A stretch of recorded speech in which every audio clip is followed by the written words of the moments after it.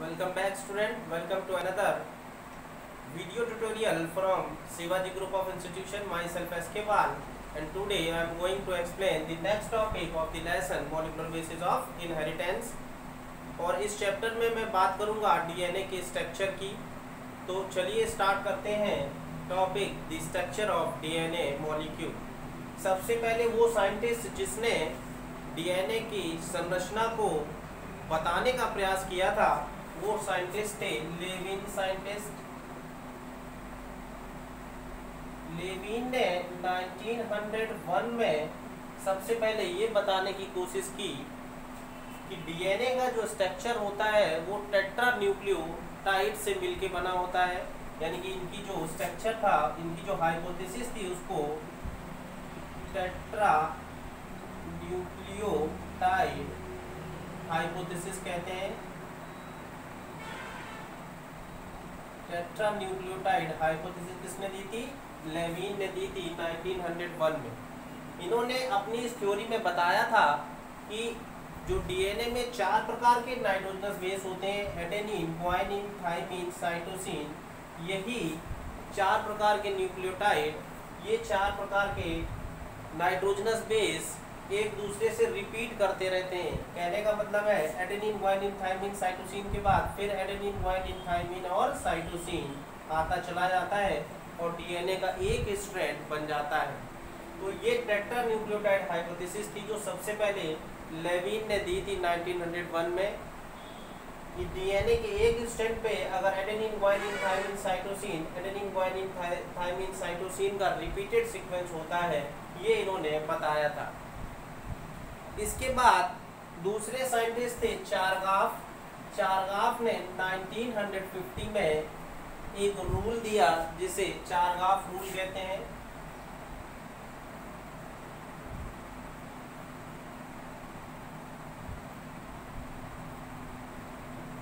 चारगाफ rule 1950 में चारगाफ ने एक रूल दिया जिसे चारगाफ रूल कहते हैं। इन्होंने बताया एक्चुअली में 1950 में जो चारगाफ ने डिफरेंट एनिमल्स के डीएनए का स्टडी किया।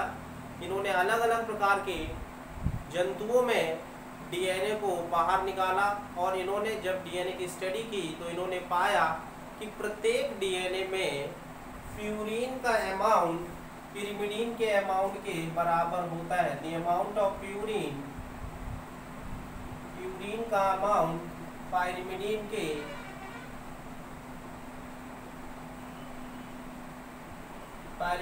के अमाउंट के बराबर होता है।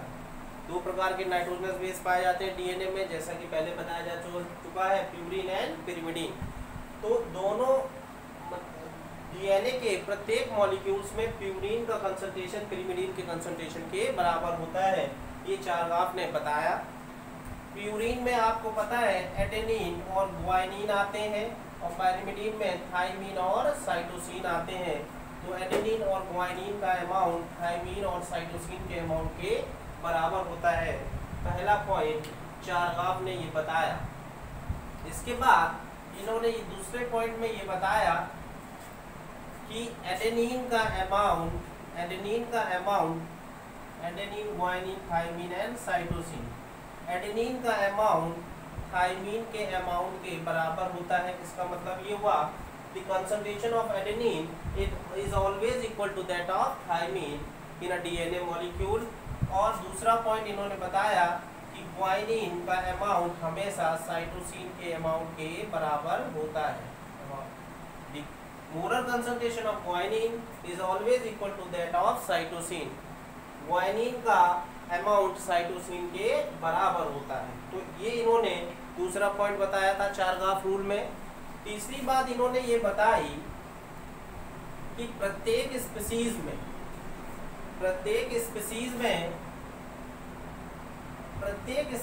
यानी कि प्रत्येक जाति में एडेनिन प्लस थाइमिन का रेशियो ग्वानिन प्लस साइटोसिन के का जो रेशियो होता है वो हर स्पीशीज में कांस्टेंट होता है।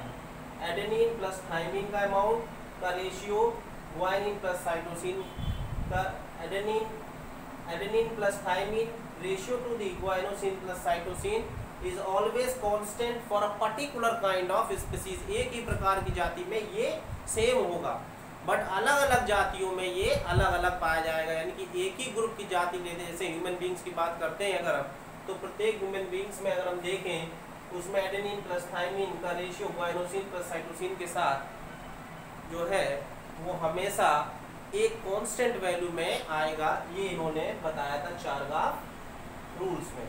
तो ये सारी बातें इंपॉर्टेंट थी। चारगाफ के नियम के देने के बाद यहाँ से एक कंक्लूजन ये निकल के आया कि डीएनए का जो एक सेगमेंट होता है उसमें जो नाइट्रोजनस बेस का सीक्वेंस होता है, for example adenine, guanine, thymine, cytosine, cytosine, adenine, guanine, thymine. मान लीजिए अगर किसी डीएनए में न्यूक्लियोटाइड का ये सीक्वेंस दे रखा है, तो इसका जो दूसरा स्ट्रैंड होता है जो इसकी कॉम्प्लीमेंट्री होता है, इसमें इन्होंने ये भी बताया कि एक स्ट्रैंड दूसरे स्ट्रैंड के कॉम्प्लीमेंट्री होता है, और ये हमेशा कॉम्प्लीमेंट्री बेस पेयरिंग रूल के हिसाब से देखा जाता है। जिसमें कॉम्प्लीमेंट्री बेस पेयरिंग रूल क्या होता है, एडेनिन हमेशा थाइमिन के साथ जुड़ेगा और गुआनिन हमेशा साइटोसिन के साथ जुड़ेगा।